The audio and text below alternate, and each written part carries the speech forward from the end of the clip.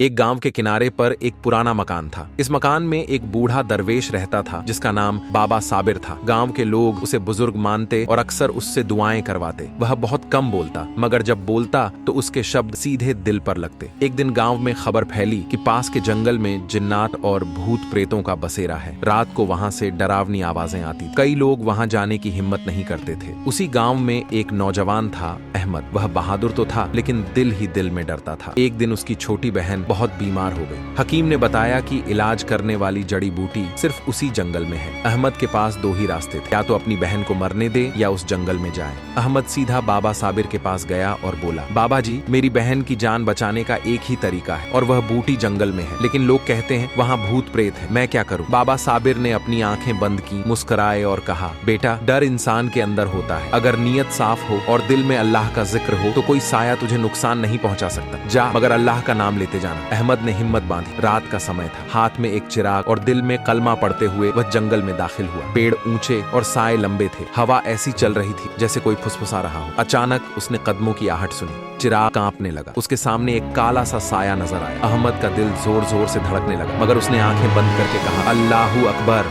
साया अचानक गायब हो गया। थोड़ी दूरी पर उसे वही जड़ी बूटी दिखी जिसके लिए वह आया था। अहमद ने जल्दी से वह बूटी तोड़ी और दौड़ते हुए गांव लौट आया। जब उसने बहन को वह बूटी दी तो कुछ ही दिनों में वह ठीक हो गई। गांव के लोग हैरान थे कि अहमद सही सलामत वापस कैसे आया। अहमद ने सबके सामने कहा, इंसान को डर से ज्यादा अपने ईमान पर यकीन रखना चाहिए। अगर अल्लाह पर भरोसा हो तो कोई अंधेरा नुकसान नहीं पहुंचा सकता। बाबा साबिर मुस्कुराए और बोले, आज तुमने सीख लिया कि असली बहादुरी तलवार से नहीं बल्कि ईमान से होती है। उस दिन के बाद अहमद सिर्फ गांव का नहीं बल्कि सबका हीरो बन गया। लोग उसकी मिसालें देने लगे।